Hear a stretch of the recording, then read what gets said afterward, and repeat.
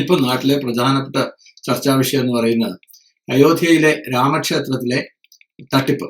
അവിടുത്തെ പണം മോഷ്ടിച്ചു, നടവരവ് മോഷ്ടിക്കുന്നു, അതുപോലെ വരുന്ന പണം എത്രയാണെന്ന് എണ്ണിത്തിട്ടപ്പെടുന്നതിൽ തിരിമറി നടത്തുന്നു, അതുപോലെ CCTV ദൃശ്യങ്ങൾ മായ്ച്ചു കളഞ്ഞു. ഇതൊക്കെയുള്ള നല്ല പ്രധാന. അതുപോലെ സ്ഥലം കൂടിയ വിലയ്ക്ക് വിറ്റ് കാശുണ്ടാക്കുന്നു, സ്ഥലവിൽപ്പനയായിട്ട് ബന്ധപ്പെട്ട അഴിമതിയുണ്ട് എന്നൊക്കെ പറഞ്ഞിട്ട് ഇതിലെ പ്രധാനമായിട്ടും പ്രതിക്കൂട്ടി നിൽക്കുന്നത് ഈ ട്രസ്റ്റിലെ ഉന്നതന്മാരാണ് തന്നെ.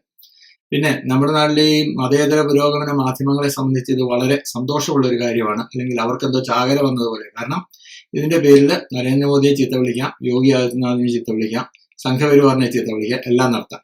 നമ്മൾ ഇതിൽ പരിശോധിക്കാൻ ഉദ്ദേശിക്കുന്നത് ഇതെന്തുകൊണ്ട് സംഭവിക്കും എന്നുള്ളതാണ്. അതിനു മുമ്പായിട്ട് പ്രധാനപ്പെട്ട ഒരു കാര്യം, രസകരമായ ഒരു കാര്യം നമ്മൾ ചിന്തിക്കേണ്ടതുണ്ട്. ഇതില് പ്രധാനപ്പെട്ട ഈ ആരോപണം ഉന്നയിക്കുന്നത് ആരാണ്? പ്രതിപക്ഷം തന്നെയാണല്ലോ. പ്രതിപക്ഷമാണ് ഇതിൽ ആദ്യമേ ആരോപണം ഉന്നയിച്ച ഈ ക്ഷേത്രത്തിൽ തട്ടിപ്പ് നടക്കുന്നുണ്ടെന്ന് ഉന്നയിച്ചത് ആരാണ്? അഖിലേഷ് യാദവ്. ആരാണ് ഈ അഖിലേഷ് യാദവ്? മുലായം സിംഗ് യാദവിന്റെ മകനല്ലേ? ആരാണ് മുലായം സിംഗ് യാദവ്? അയോധ്യയില് കർസേവയ്ക്ക് വേണ്ടി വന്ന ഏതാണ്ട് 100 കണക്കിന് രാമഭക്തരെ വെടിവെച്ചു കൊന്ന മുഖ്യമന്ത്രിയായിരുന്നു മുലായം സിംഗ് യാദവ്. 88, 89, 90 ആ കാലഘട്ടത്തിൽ 100 കണക്കിന് കർസേവകരെയാണ് മുലായം സിംഗ് യാദവ് സർക്കാർ പോലീസിനെ ഇറക്കി വെടിവെച്ചു കൊന്നത്. നിങ്ങൾ ഒരു കാര്യം ഇവിടെ കൃത്യമായിട്ട് മനസ്സിലാക്കേണ്ടതാണ്. കർസേവ നടത്താനായിട്ട് കർസേവകർ വന്നു എന്ന് പറയുമ്പോൾ പള്ളി പൊളിക്കാൻ വന്നവരൊന്നും അല്ല. കർസേവ നടത്താന്ന് പറഞ്ഞാൽ പൂജ നടത്താൻ വേണ്ടി വന്നവരാ. ഈ പള്ളി പൊളിക്കുന്നതിന് മാസങ്ങൾക്ക് മുമ്പുള്ള സംഭവമാണ് ഞാൻ പറയുന്നത്. അവിടെ സർക്കാർ തന്നെ അനുവദിച്ചിട്ടുള്ള, രാജീവ് ഗാന്ധി സർക്കാർ അനുവദിച്ച കർസേവ നടത്താനായിട്ട് വന്ന ശ്രീരാമ ഭക്തന്മാരെയാണ് മുലായം സിംഗ് യാദവ് കൂടുതൽ മതേതരനാവാൻ, കോൺഗ്രസിനേക്കാൾ വലിയ മതേതരന്മാരെ ഞാനാണ് എന്ന് പറഞ്ഞ് മുസ്ലിമുകളെ പ്രീണിപ്പിക്കാൻ വേണ്ടി അവിടെ വെടിവെച്ചു വന്നത്. ഇത് നമുക്കറിയാവുന്ന കാര്യമാണല്ലോ. അത് കോടതി വിധിക്കെതിരായിരുന്നില്ല. കർസേവ കോടതി വിധി അനുസരിച്ച് രാജ്യത്തെ നിയമങ്ങൾക്കും എതിരായിരുന്നില്ല. പക്ഷെ മുലായം സിംഗ് യാദവ്, ഞാൻ നേരത്തെ പറഞ്ഞത്, ഹിന്ദുക്കളെ വെടിവെച്ച് വന്നത് മുസ്ലിമുകളുടെ വോട്ട് കിട്ടാനുള്ള ഉത്സാഹത്തിന്റെ പേരിൽ മാത്രമാണ്. അങ്ങനെ രാമഭക്തന്മാരെ വെടിവെച്ചു കൊന്ന മുലായം സിംഗിന്റെ മകൻ തന്നെ ഇപ്പോൾ രാമക്ഷേത്രത്തിന് വേണ്ടിയും അതുപോലെ ശ്രീരാമന്റെ ഭക്തന്മാരെ ഇവര് വഞ്ചിച്ചു, ചതിച്ചു എന്നൊക്കെ പറഞ്ഞ് നിലവിളിക്കുമ്പോൾ അതിലെ രാഷ്ട്രീയം മനസ്സിലാക്കാനുള്ള ബുദ്ധി ഏതായാലും നാട്ടിലെ സാധാരണ ഹിന്ദുക്കൾക്കുണ്ട്. നിങ്ങൾ തിരിച്ചറിയണം.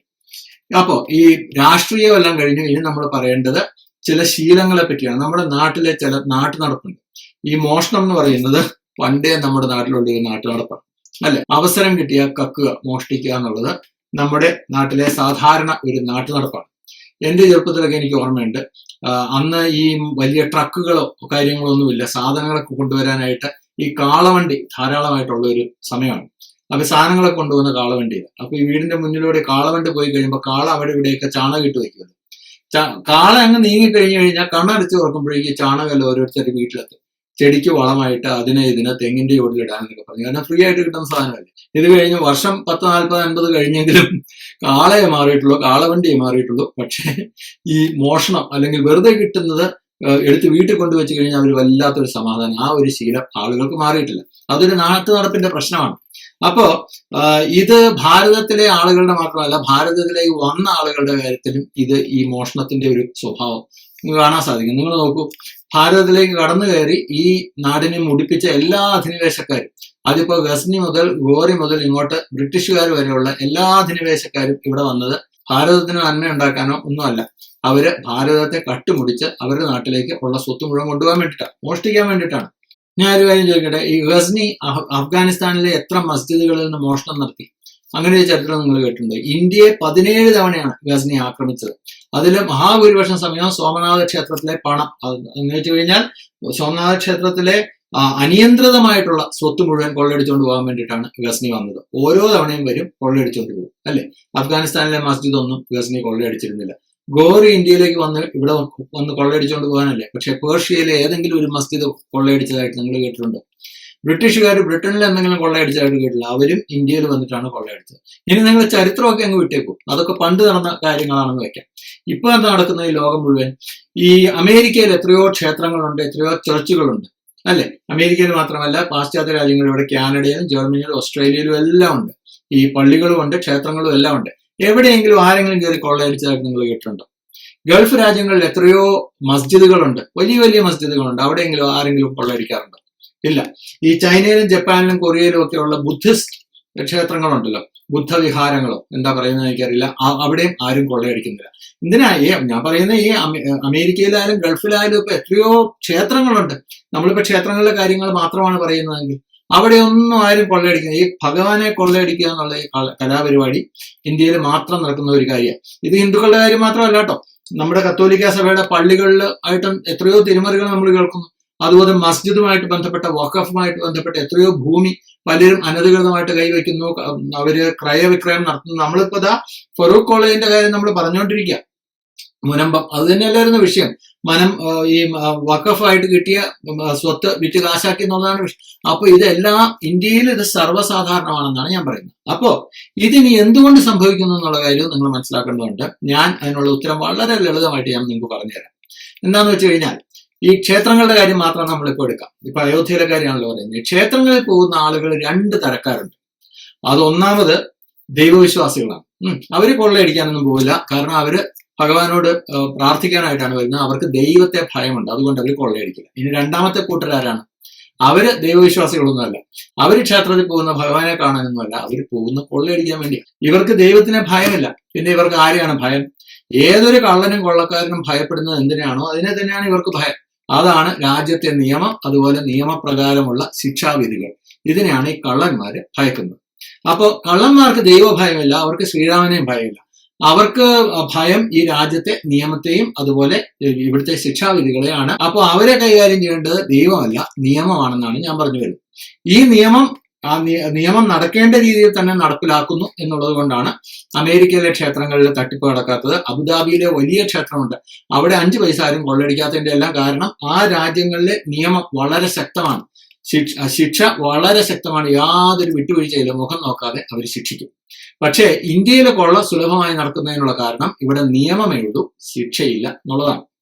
ഇനി ഇവിടെ SIT അന്വേഷിക്കുന്നു. SIT അവിടെ സംഘടിപ്പിച്ച് SIT ആണ് ഇപ്പൊ അന്വേഷണം നടത്തുന്നത്. സുപ്രീം കോടതി ആശങ്ക രേഖപ്പെടുത്തുന്നു. പ്രധാനമന്ത്രിയുടെ ഓഫീസ് ഡയറക്റ്റ് ആയിട്ട് അവർ നേരിട്ട് ഇതിൽ ഇൻവെസ്റ്റിഗേഷനിൽ പങ്കെടുക്കുന്നു, അല്ലെങ്കിൽ അതിനു വേണ്ട മാർഗനിർദ്ദേശങ്ങൾ നൽകുന്നു. മുഖ്യമന്ത്രി യോഗി ആദിത്യനാഥിന്റെ മേൽനോട്ടത്തിലാണ് അന്വേഷണം നടക്കുന്നത്. ഇതെല്ലാം നടക്കുന്നുണ്ട്. പക്ഷേ ഇതിന്റെ എല്ലാം അവസാനം എന്തായിരിക്കും ഉണ്ടാവുക എന്നുള്ള കാര്യം നമുക്കറിയാം. കാര്യമായിട്ട് ഒന്നും സംഭവിക്കാൻ പോകുന്നില്ല. ഏതെങ്കിലും ഒരു ചപ്രാസിയോ വേലക്കാരനെ ആരെങ്കിലും പിരിച്ചുവിടും, അവർക്ക് ഇതിന് നടപടിയെടുക്കും, വേറെ ആരെങ്കിലും അറസ്റ്റ് ചെയ്യും, അത്രേ ഉള്ളൂ. അല്ലാതെ ഈ തട്ടിപ്പിന് സഹായം ചെയ്ത എല്ലാ ഒത്താശയും, ഈ ട്രസ്റ്റിന്റെ ഉള്ളിലിരുന്നു കൊണ്ട് തന്നെ എല്ലാ ഒത്താശയും ചെയ്ത സമാജദ്രോഹികളുണ്ട്. ഹിന്ദു സമാജത്തിനെ നശിപ്പിക്കാൻ നടക്കുന്നവര്, അല്ലെങ്കിൽ സമാജദ്രോഹികൾ, അല്ലെങ്കിൽ സാമൂഹ്യ വിപത്തുകളാണ്. അവർക്കൊന്നും എതിരെ ആരും ഒന്നും ചെയ്യാൻ പോകുന്നില്ല, അവരെല്ലാവരും രക്ഷപ്പെടുകയും ചെയ്യും. ഇനി ഞാൻ വേറൊരു കാര്യം കൂടെ നിങ്ങളോട് പറയാം. സാധാരണ ഇങ്ങനെയുള്ള സംഭവങ്ങളൊക്കെ നടക്കുമ്പോൾ സാധാരണ ഇൻവെസ്റ്റിഗേറ്റ് ചെയ്യുന്ന അല്ലെങ്കിൽ അന്വേഷിക്കുന്നത് എന്താണ്? ഈ പൈസയുടെ തിരിമറിയാണ്, ക്യാഷിന്റെ ഹാൻഡ്ലിങ്. അപ്പോൾ എത്ര കൈക്കൂലി കിട്ടി, സ്ഥലം എത്ര വില കൂട്ടി വിറ്റു, എത്ര പണം വാങ്ങി, അല്ലെങ്കിൽ ഈ ക്യാഷ് എണ്ണുന്ന കാര്യം, പണം എണ്ണുന്ന കാര്യത്തിൽ വന്ന വീഴ്ച എന്തൊക്കെയാണ്, തിരിമറി, ഇത് മാത്രമേ ഉള്ളൂ. പക്ഷെ ഈ പണം എന്ന് പറയുന്നത് ഇവിടെ നിസ്സാരമാണ്. ഏറ്റവും കൂടുതൽ ഈ പണമായിട്ട്, അല്ലെങ്കിൽ ഏറ്റവും കൂടുതൽ സമ്പത്ത് ഈ ക്ഷേത്രങ്ങളിൽ കുമിഞ്ഞുകൂടുന്നത് ക്യാഷ് ആയിട്ടല്ല, 100-ന്റെ 500-ന്റെ നോട്ടല്ല ആളുകൾ കൊടുക്കുന്നത്. സ്വർണം, വെള്ളി, വജ്രങ്ങൾ, അതുപോലെ രത്നങ്ങൾ, ഇങ്ങനെയുള്ള കാര്യങ്ങളൊക്കെയാണ്. സ്വർണമാണ് പ്രധാനമായിട്ട്.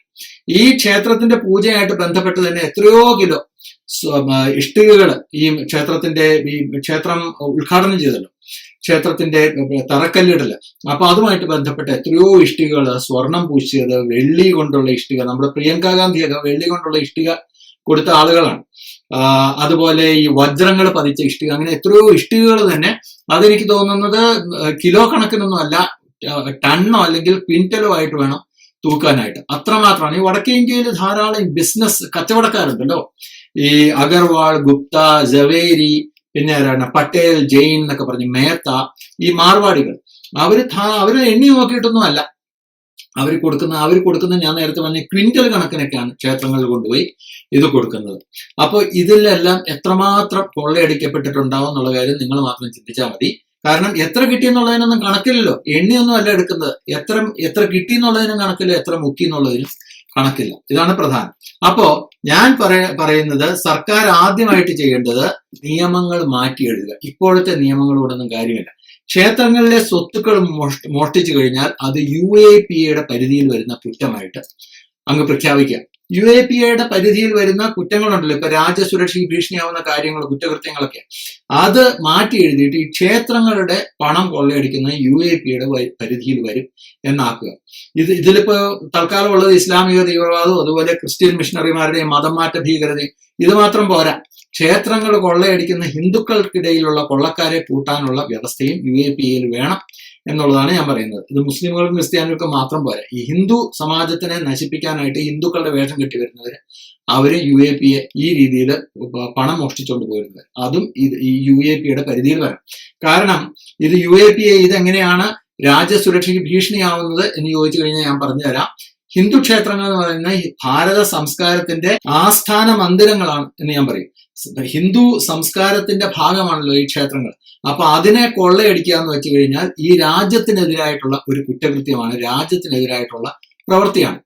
ഈ ഗസ്നിയും ഗോറിയും എല്ലാം എത്രമാത്രം ഇന്നിപ്പോ ഇന്ത്യയിൽ എതിർക്കപ്പെടുന്നോ, അതുപോലെ വെറുക്കപ്പെടുന്നോ, അതുപോലെ തന്നെ ഇന്നത്തെ ഈ ക്ഷേത്രങ്ങളിലെ കൊള്ള സംഘങ്ങളും അതുപോലെ തന്നെ വെറുക്കപ്പെടേണ്ടതാണ്. ഈ രാജ്യം അതുപോലെ തന്നെ അവരെയും കൈകാര്യം ചെയ്യേണ്ടതാണ് എന്നുള്ളതാണ് എന്റെ അഭിപ്രായം. ക്ഷേത്രത്തിന്റെ സമ്പത്തിൽ കൈവച്ചാൽ ആയുഷ്കാലം ഉണ്ടതിനും അവനൊന്നും പിന്നെ പുറത്തിറങ്ങില്ല എന്നുള്ള അവസ്ഥ ഉണ്ടായി കഴിഞ്ഞാൽ പിന്നെ ഒരുത്തിനും അതിനൊന്നും ധൈര്യം ഉണ്ടാവില്ല. അപ്പൊ ഞാൻ തുടക്കത്തിൽ പറഞ്ഞു തന്നെ ഞാൻ വീണ്ടും പറഞ്ഞിപ്പോ അവസാനിപ്പിക്കുകയാണ്. ക്ഷേത്രത്തിൽ പോകുന്ന ഭക്തന്മാർക്ക് ഭഗവാനെ ഭയമുണ്ട്, അതുകൊണ്ട് അവരവിടെ കൊള്ളയടിക്കാനൊന്നും പോകില്ല. പക്ഷെ അവിടെ വരുന്ന കൊള്ളക്കാർക്ക് ഭഗവാനെ ഭയമില്ല. അവര് ഭയക്കുന്നത് നിയമത്തെയും നിയമത്തിലെ ശിക്ഷാവിധികളെയാണ്. അതുകൊണ്ട് അവരെ ആ നിയമം വെച്ച് തന്നെ കൈകാര്യം ചെയ്താലേ കാര്യം നടക്കുകയുള്ളൂ. നമ്മൾ ഈ രാമായണം വായിച്ചു കഴിഞ്ഞാൽ മനസ്സിലാവും, അതിൽ ശ്രീരാമൻ പറഞ്ഞിട്ടുള്ളത് രാജധർമ്മത്തിനെ കുറിച്ചാണ്. ഒരു രാജാവ് അല്ലെങ്കിൽ ഒരു ഭരണാധികാരി രാജധർമ്മം എങ്ങനെ നടപ്പിലാക്കണം എന്നുള്ളതാണ്. സ്വന്തം താല്പര്യങ്ങളെല്ലാം മാറ്റി നിർത്തി രാജധർമ്മം നടപ്പിലാക്കുക എന്നുള്ളതാണ് ഭരണകർത്താക്കളുടെ ഉത്തരവാദിത്വം. അപ്പോ ഈ ഭാരതത്തിന്റെ ഭരണാധികാരികൾക്കും ഇതൊരു ഓർമ്മപ്പെടുത്തലാണ് എന്ന് ഞാൻ പറയും. വെറുതെ അയോധ്യയിൽ ശ്രീരാമന് ക്ഷേത്രം പണിതത് കൊണ്ട് മാത്രം മോദി സർക്കാരിന്റെയോ യോഗി സർക്കാരിന്റെയോ ഒന്നും ഉത്തരവാദിത്വം അവസാനിക്കുന്നില്ല. മര്യാദാപുരുഷോത്തമനായ ശ്രീരാമചന്ദ്രൻ പറഞ്ഞ രാജധർമ്മം നടപ്പിലാക്കുകകൂടി ചെയ്താലേ ഇത് നടപ്പിലാവുകയുള്ളൂ, അല്ലെങ്കിൽ ഈ ഇവരുടെ ഉത്തരവാദിത്വം പൂർത്തിയാവുള്ളൂ. അതുപോലെ ഈ അഖിലേഷ് യാദവിന്റെയും അതുപോലെ ഇന്ത്യ മുന്നണിയുടെയൊക്കെ മുതലക്കണ്ണീരിന് യാതൊരു വിലയും കൊടുക്കേണ്ട കാര്യമില്ല. അവരൊക്കെ വെറുതെ അധികാരം പിടിക്കാൻ വേണ്ടിയുള്ള തട്ടിപ്പ് മാത്രമാണിത്. ക്ഷേത്രങ്ങളിൽ കൈയിട്ട് വരുന്ന രാജ്യദ്രോഹികളെ UAPA പ്രകാരം ആയുഷ്കാലം അകത്തിടുക. ഇവരുടെ സ്വത്തുക്കളെല്ലാം രാജ്യത്തിന്റെ ഖജനാവിലേക്ക് മുതൽ കൂട്ടുക. ഇത് മാത്രമേ ഉള്ളൂ ഈ പ്രശ്നത്തിനൊരു പരിഹാരം. Thank you. ജയ് ഹിന്ദ്.